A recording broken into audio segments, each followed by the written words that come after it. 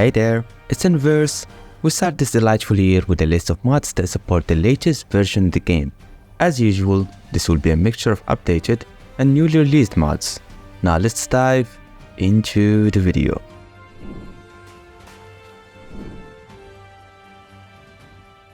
Starting the list with a mod adding real-life coastal waves in Minecraft. With this mod, waves can be observed in the shores, realistically going back and forth, having beautiful animations and even dedicated ocean wave sounds. Despite what you might think, coastal waves are actually useful. At times they might bring valuable artifacts to the surface.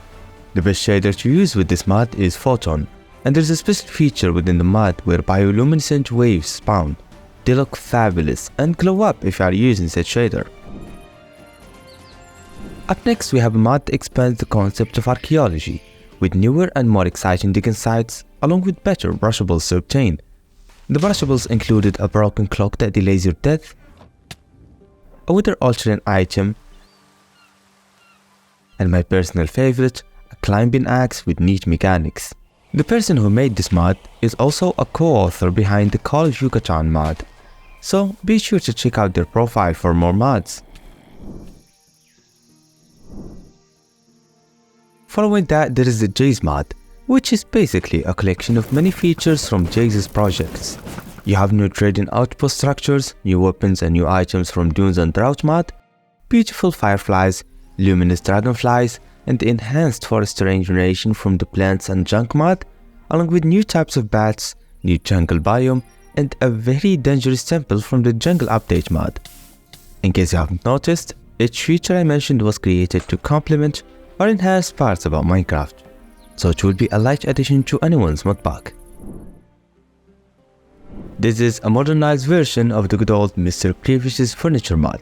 However, the changelog here far exceeded anyone's expectation. The author decided to add an entire electricity system to your house, powering lamps, electronic devices, and other machines remotely via electricity. There's even a computer which you can use to manage some devices and even play games with players and bots alike. As night arrives, it is recommended to turn off the generator so that you can save energy. There are other features that came with this new update. A workbench for easier crafting of any piece here, overall smoother and better textures for the furniture, and even new types of food to cook. This mod adds over 45 new plushies to the game, a few of which are animals or mobs you've already seen in vanilla Minecraft. However, a large portion are quite foreign to the game. This isn't necessarily a bad thing, those are purely for decoration, and having, say, a plushable of a light fury or a plushable of one of the rabbits is always a good thing. This mod makes screenshot management a lot easier than ever, reducing them down to folders based on the world or the server you've taken them on. Screenshots are easily the best way to make worlds memorable, so preserving them will only do good for our Minecraft experience.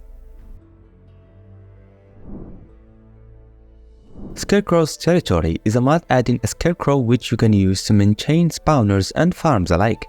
As you leave to do something, the scarecrows will keep the animals spawning and the spawners working, ensuring that once you come back, you'll have plenty of resources to gather and animals unalive.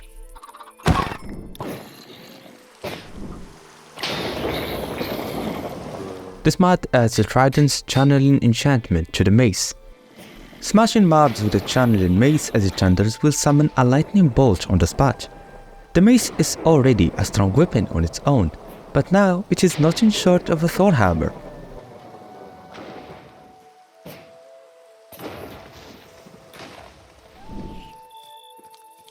This mod adds a visual cue of your tool's durability.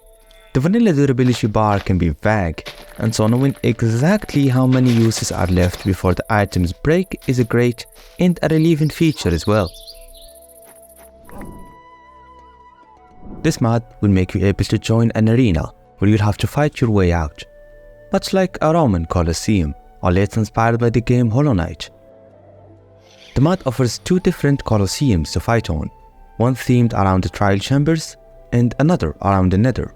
I love the progression of the battles, how new types of mobs spawn, and how the structure itself is made to challenge you. This is a great RPG mod. If you are bored out of your mind, call in a friend and try to survive these Colosseums. Nether Weather is a terrific mod / data pack that adds rough conditions to the weather dimension. As you roam around the Nether, mobs and lava won't be your only concern. Lava rain can happen at any time, burning any unprotected entities, including yourself. Some weather conditions require that the player wear a chest plate and a helmet, while others will require a full set of armor. The weather conditions look so good too, and are composed based of vanilla particles, hence the project being a data pack. I'm glad and proud too that data packs are resurfaced in the community, because I haven't seen much data packs lately.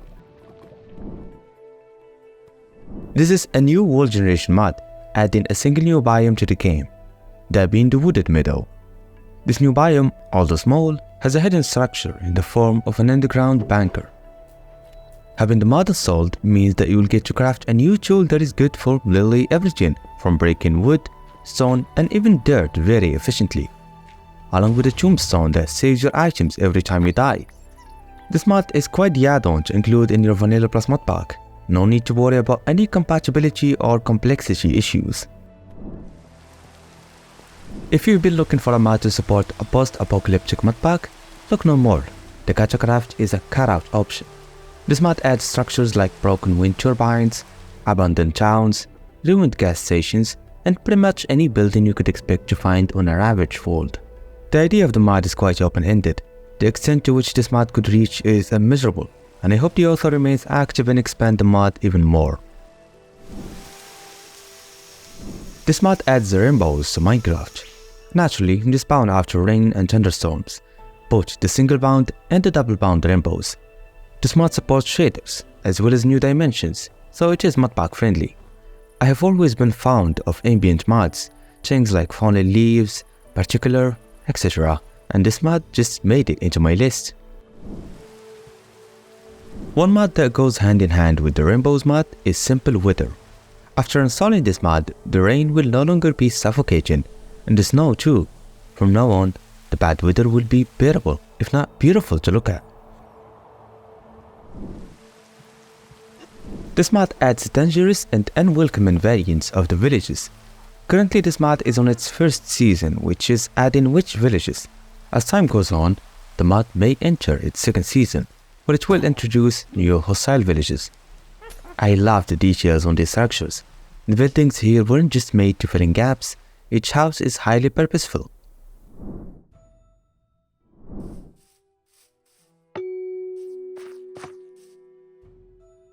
Etherology is a mod that once again modernizes a legendary but sadly outdated project. This time it is the Thaumcraft mod. I won't lie to you and say I've played the mod ever before, but from the amount of downloads it has, I can only assume people loved it very much. Etherology here brings features and progression systems similar to that of Thaumcraft, allowing players to scout for seals, extract magical shards, along with interactive brewing and alchemical synthesis. It's quite refreshing to see old mods being updated to fit modern standards. Not to say the original releases were bad, just needed a few adjustments, that is. One of the last mods for this collection is a Reptilian, a new animal mod that has to do with reptiles. You have animals such as the crocodiles, the geckos, the chameleons, and more. The reptiles can be farmed for their scutes and scales. Some can turn you into a lizard king by making a reptilian armor. This suit increases your speed immensely and also gives you dolphin grace effect too, making ocean exploration a lot more efficient. Other items and blocks can be crafted too, and I'm already a big fan of this mod. I'd only wish for a 1.20.1 backport for Forge.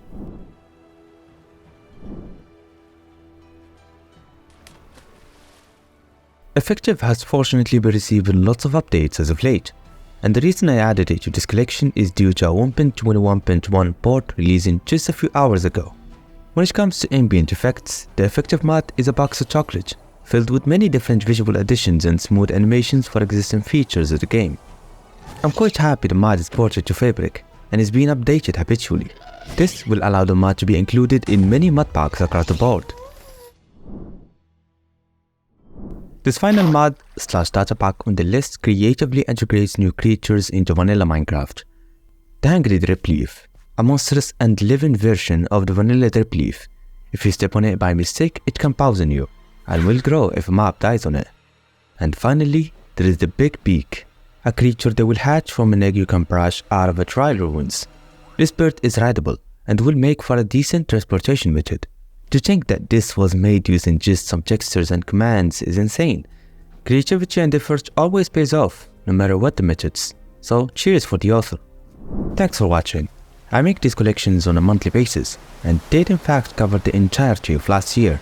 So be sure not to miss the 200+ mods included on those videos. Like and subscribe to join abroad. And I'll see ya in the next one, my friend.